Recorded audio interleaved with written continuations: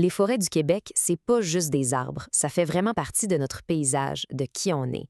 Mais, vous savez, sous la belle canopée, il se passe des choses, des changements silencieux.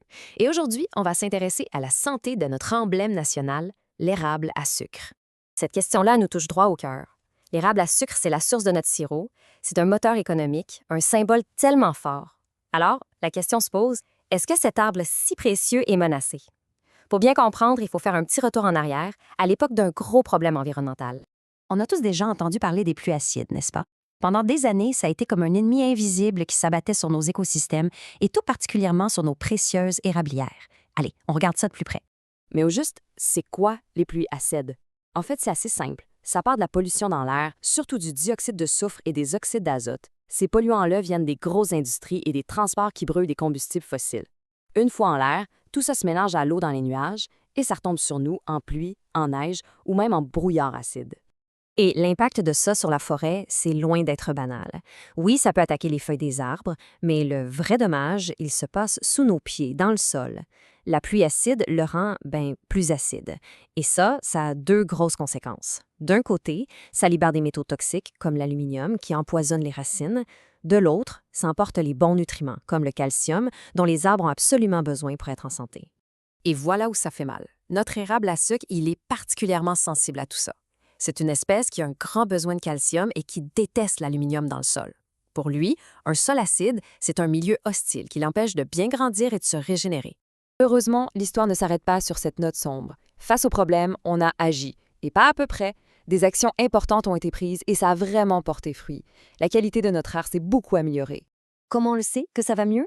Grâce à ce qu'on appelle le suivi environnemental. Imaginez ça comme un bilan de santé pour la forêt. Depuis des décennies, des chercheurs prennent des échantillons de pluie, de sol, un peu comme une prise de sang, pour mesurer les polluants et surveiller la santé de tout l'écosystème. Et cette amélioration, ce n'est pas arrivé par magie. C'est le résultat d'une série d'accords et d'actions politiques fortes au niveau international, mais surtout entre le Canada et les États-Unis. Depuis la fin des années 70, on s'est mis ensemble pour réduire les émissions. Et les résultats sont là pour le prouver. Entre 1990 et 2019, les dépôts de sulfate, un des principaux responsables des pluies acides, ont diminué de 60 %. Alors, qu'est-ce que ça veut dire concrètement? Eh bien, ça signifie que la cause numéro 1 du problème a été coupée de plus de la moitié. C'est une immense victoire pour notre environnement. En parallèle, sur la même période, on a aussi regardé l'autre grand coupable, les nitrates. Leurs dépôts ont baissé, eux, d'environ 30 %. C'est une autre super bonne nouvelle. Ça veut dire qu'une deuxième source majeure d'acidification des sols a été réduite de façon importante. Bref, l'air que nos forêts respirent est pas mal plus pur qu'avant. Et ce n'est pas tout. Regardez les émissions de métaux lourds. C'est spectaculaire. Entre 1990 et 2021 au Canada, les émissions de plomb ont chuté de 91 %, celles de mercure de 90 % et celles de cadmium de 94 %.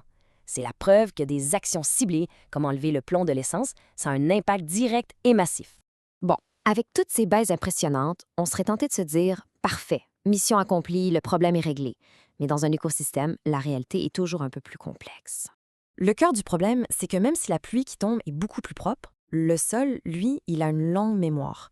Il a encaissé des décennies de pollution et il porte encore les cicatrices de ce passé difficile. Et c'est vraiment ça le point clé. La guérison du sol est un processus extrêmement lent. Les scientifiques estiment qu'il faudra encore plusieurs décennies pour que les sols retrouvent leur équilibre et leur fertilité d'avant. On a beau avoir réduit la source du problème, les conséquences, elles, sont encore bien présentes. Et cette lente guérison, ça crée une compétition entre les espèces. D'un côté, on a l'érable à sucre, toujours fragile dans un sol acide et pauvre en calcium. De l'autre, on a le hêtre à grandes feuilles. Lui, il est pas mal plus tough. Il tolère mieux ces conditions difficiles. Alors, dans les érablières qui sont encore affaiblies, le hêtre a une chance de prendre le dessus. Alors, qu'est-ce qu'on doit retenir de tout ça pour l'avenir de nos érablières et de nos forêts? Ça nous montre surtout à quel point c'est important de ne pas baisser la garde et de continuer à surveiller la situation. Cette citation de la recherche résume tout. Cet héritage des pluies acides, c'est comme une dette écologique. Même si on a arrêté de polluer autant, l'écosystème doit encore rembourser les dommages du passé. Et ce remboursement, qui est très lent, pourrait se traduire par une transformation de nos forêts. En fin de compte, l'histoire a deux côtés. C'est une grande réussite parce que nos efforts collectifs ont permis de nettoyer l'air de façon incroyable. Mais c'est aussi un rappel à la prudence. Les dommages du passé ont des effets à très long terme et la santé de notre érable à sucre reste une vraie préoccupation.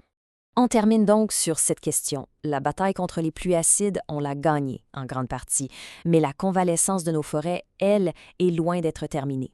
L'avenir de notre emblème national va dépendre de la capacité de nos sols à se guérir et de notre vigilance pour protéger cet héritage qui reste fragile.